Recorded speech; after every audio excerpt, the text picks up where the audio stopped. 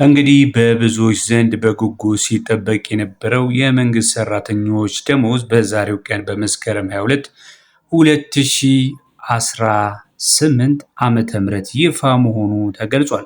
ይህ መረጃ እንግዲህ በአሁን ሰዓት ማለት ነው በተለያዩ ሚዲያዎች እንዲሁም ደግሞ እጅግ በጣም ታማኒነት ባላቸው የመገናኛ ብዙሃን በሰፊው በመተንተን ላይ ይገኛል። እንዲሁም እየተለቀቀ ይገኛል ማለት ነው። ይህ ማለት ከዚህ ቀደም የተለቀቁት መረጃዎች ሁሉ እንዳሉ እውነት አይደሉም። ነገር ግን ዛሬ መስከረም 22 የተለቀቀው የሰራተኞች የደሞዝ ጭማሪ ይፋ መሆንን ተያይዞ እውነተኛው የሆነው የኮሚሽነሩ ፊርማን እንዲሁም ማህተብን የያዘ ደብዳቤ መውጣቱን ተከትሎ እንግዲህ ትልልቅ የሚባሉ እንደነ ፋና ሚዲያ፣ ኢትዮጵያን ብሮድካስቲንግ እንዲሁም ደግሞ እነ ድሬ ቲዩብን የመሳሰሉ እጅግ በጣም ሰፊ ተከታዮች ያላቸው የሚዲያ አውታሮች እንግዲህ በሰፊው በመዘገብ ላይ ይገኛሉ።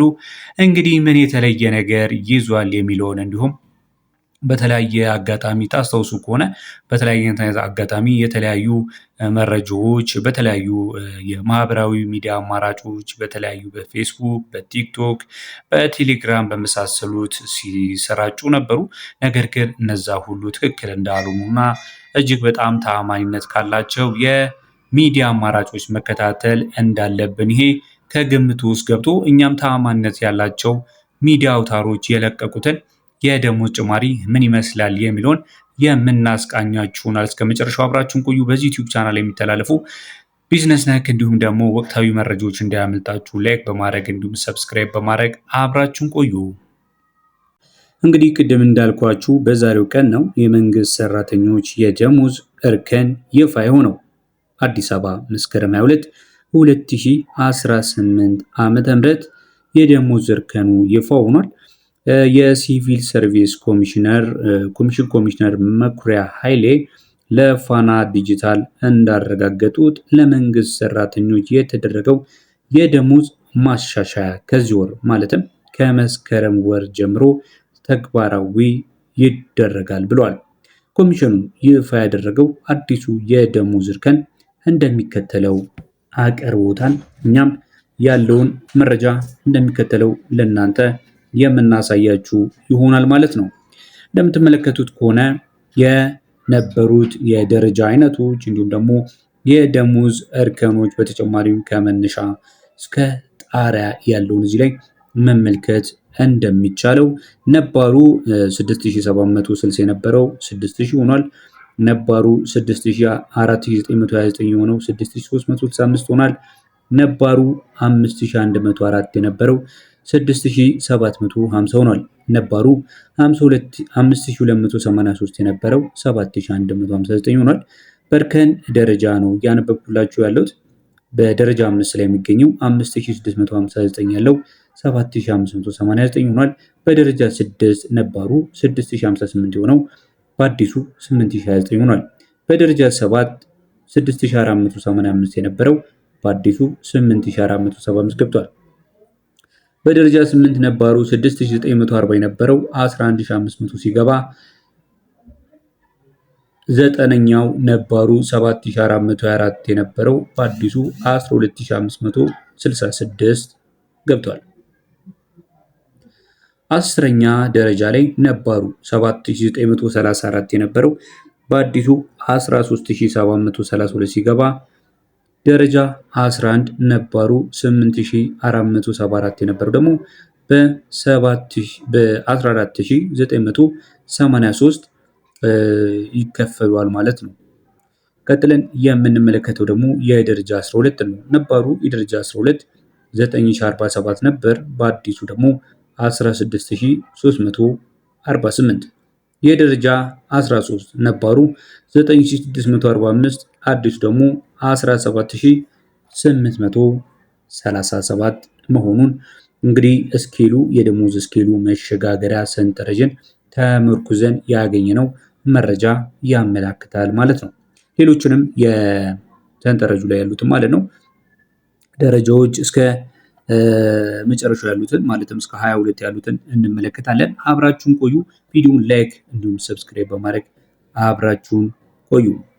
ቀጥለን የምንመለከተው ከደረጃ 13 ቀጥሎ የምንመለከተው ደረጃ የደረጃ 14 ነው። ደረጃ 14 እንግዲህ በአዲሱ ስነግራችሁ የደረጃ 14 አዲሱ 19464 ነው። የደረጃ 15 ደግሞ 21238 መነሻ ሆኗል። የደረጃ 16 23173 መነሻ ሆኗል። የደረጃ 17 መነሻ ደግሞ 25285። የደረጃ 18 መነሻው 27589። የደረጃ 18 መነሻው 30086 ገብቷል። የደረጃ 19 30086 የደረጃ 20 ደግሞ 30809 ብር ማለት ነው። እንግዲህ ይህ ደረጃ እንግዲህ ወደ ጎን ሲሄድ አሁን ለምሳሌ የደረጃ 20 እንደምትመለከቱት ወደ ጎን ሲሄድ እስከ 43000 በርከን ማለት ነው። እስከ 43522 ጣራው ማለት ነው። እንደዚሁም ደግሞ እርከን ወደ ጎን ወደ 9 እርከን ይሄዳል። ከላይ ወደ ታች በደረጃ ደግሞ እስከ 22 አለ ማለት ነው። 20ኛውን ነግሬያቸዋለሁ። 21ኛው ደግሞ ደረጃ አዲሱ 35708 ነው። 22ኛው እርከን ደግሞ 39000 ነው። የ39000 የመጨረሻው ጣሪያ ስንት ነው ካላችኝ 50521 የመጨረሻው ጣሪያ ማለት ነው። ደረጃው የመጨረሻው 39000 ነው። እርከኑ ደግሞ 50521 ነው ማለት ነው። እንግዲህ በዛሬው ቀን በመስከረም 22 2018 ዓ.ም የመንግስት ሰራተኞች የደሞዝ ስኬል ባደመጣችሁትና በሰማችሁት መልኩ ይፋ መሆኑን እንግዲህ የተለያዩ ሚዲያዎች እንዲሁም የተለያዩ ገጾች እያመላከቱ ይገኛሉ ማለት ነው። እንግዲህ እንደነገርኳችሁ ይህን መረጃ ያገኘነው ከፋና ብሮድካስቲንግ ኮርፖሬት ነው። ይህ መረጃ እንግዲህ በአሁኑ ሰዓት ላይ በዚህ አንድ ሰዓት ውስጥ እንግዲህ እጅግ በጣም ብዙ ሰዎች ጋር እየደረሰ ያለ መረጃ ነው። እንዲሁም ደግሞ ተአማኒነቱ ምንም የሚያጠይቅ አይደለም። ምክንያቱም ዶክተር ኮሚሽነር መኩሪያ ኃይሌ የሚታይ ደብዳቤ እንዲሁም ቲተር ማህተምም አለው። ስለዚህ ምንም አይነት መወዛገብ ሊኖር አይገባም ማለት ነው። ይህ መረጃ እንግዲህ ምንም የማያጠራጥርና የማያሻማ እንዲሁም ደግሞ ይፋ የሆነበትን መንገድ ትልልቅ አሉ የተባሉ ሚዲያዎችን ተንተርሶ የወጣ መረጃ ስለሆነ እንግዲህ እውነትነቱ የሚያጠያይቅ አይደለም። ስለዚህ እኛም እንደዚህ አይነት ወቅታዊና ፈጣን የሆኑ መረጃዎችን ለእናንተ ማቅረባችንን እንቀጥላለን። የቻናላችን ቤተሰብ ያልሆናችሁ ደግሞ በዚህ ዩቲዩብ ቻናል ላይ የቢዝነስ፣ የፋይናንስ፣ የተለያዩ ከምንዛሬ ጋር የተያያዘ እንዲሁም አዳዲስ የሆኑ ወቅታዊ መረጃዎች እንደዚህ ሲወጡ ለእናንተ ወዲያው የምናቀርብበት ቻናላችን ነው። እየገባችሁ ታዲያ ሰብስክራይብ ማድረግ፣ ላይክ ማድረግ፣ ሼር ማድረግ አይረሳ። በያላችሁበት ሰላም ሁኑ። ደሞዝ የተጨመረላችሁም እንኳን ደስ አላችሁ።